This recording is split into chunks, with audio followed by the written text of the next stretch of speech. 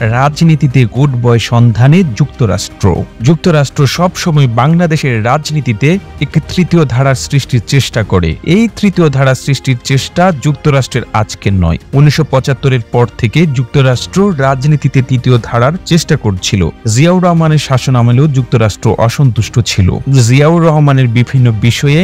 সেই কারণেই হোসেন মোহাম্মদ এরশাদকে দিয়েই রাজনৈতিক প্ল্যাটফর্ম গঠনের চেষ্টা করা হয়েছিল, তাকে পৃষ্ঠপোষকতা দেওয়া হয়েছিল। কিন্তু এরশাদ দুর্নীতিতে আকণ্ঠ নিমজ্জিত হয়ে শেষ পর্যন্ত রাজনীতির তৃতীয় ধারা তৈরি করতে পারেননি। 1991 সালের নির্বাচনের পর ডক্টর কামাল হোসেনকে যুক্তরাষ্ট্র গুড বয় বিবেচনা করে তার নেতৃত্বে একটি সুশীল প্ল্যাটফর্ম তৈরি করার চেষ্টা করেছিল এবং রাজনীতিতে যেন একটি তৃতীয় ধারা তৈরি হয় সেই লক্ষ্য থেকে গণফোরাম প্রতিষ্ঠিত হয়েছিল। কিন্তু ডক্টর কামাল হোসেনের উদ্যোগও সফল হয়নি।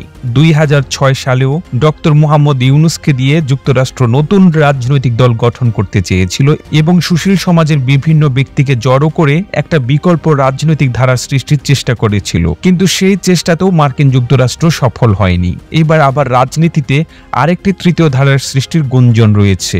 জানা গেছে এবার বিভিন্ন রাজনৈতিক দল থেকে গুড বয়দেরকে নিয়ে একটি বিকল্প শুদ্ধ রাজনৈতিক চর্চা কেন্দ্র তৈরি করতে চায় মার্কিন যুক্তরাষ্ট্র।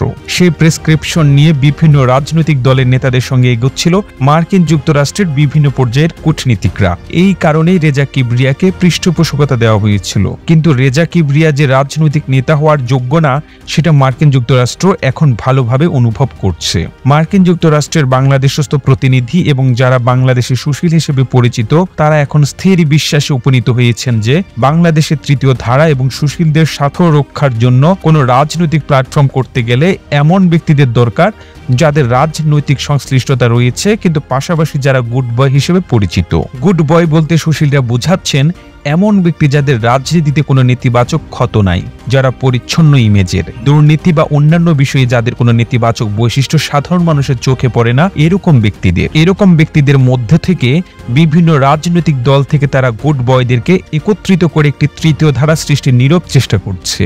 বিএনপি থেকে মির্জা ফখরুল ইসলাম আলমগীর, জাতীয় পার্টি থেকে জিএম কাদের, আওয়ামী লীগ থেকে ডক্টর আব্দুর রাজ্জাকের মতো ব্যক্তিদেরকে এক করার চেষ্টা এখন রাজনীতির মাঠে একটি বড় খবর। এরকম উদ্যোগে মির্জা ফখরুল ইসলাম আলমগীর এবং জিএম কাদেরের অনেকটা সায় আছে বলে জানিয়েছেন বিভিন্ন ক্রীড়াশীল সুশীল গোষ্ঠী। কিন্তু আওয়ামী লীগের কাউকে এই প্ল্যাটফর্মের ব্যাপারে এখনো পর্যন্ত সম্মত করা যায়নি। ডক্টর আব্দুর রাজ্জাকের সঙ্গে সুশীলদের ঘনিষ্ঠ যোগাযোগ আছে এবং ডক্টর আব্দুর রাজ্জাক তাদের প্রিয় বটে। কিন্তু এই মুহূর্তে তিনি রাজনীতিতে যে সুবিধাজনক অবস্থানে আছেন সেখান থেকে সুশীল প্ল্যাটফর্মে জায়গা নিয়ে নিজেকে বিতর্কিত করতে চান না। তাছাড়া আওয়ামী লীগের অন্যান্য যারা সুশীলদের আস্থাভাজন এবং প্রিয়ভাজন আছেন তারাও এই মুহূর্তে আওয়ামী লীগ ছেড়ে যেতে আগ্রহী নয়। কাজেই তৃতীয় ধারা শেষ পর্যন্ত শুধুমাত্র জাতীয় পার্টি আর বিএনপির গুড বয় রাজনীতিবিদদের নিয়ে হবে কিনা সেটাই দেখার বিষয়, নাকি অন্যান্য বারের মতো এবারও এই নিরীক্ষা অঙ্কুরেই বিনষ্ট হবে।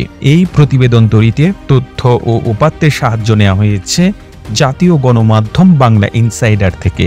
আর এতক্ষণ আপনারা সঙ্গে ছিলেন বিশ্ব বাংলার। এভাবেই সঙ্গে থাকুন, আমরা তো ফিরছি নতুন নতুন প্রতিবেদন নিয়ে। একই সাথে আপনি যদি বিশ্ব বাংলার পেজটিকে ফলো দিয়ে না থেকে থাকেন এখনই ফলো করুন। ধন্যবাদ।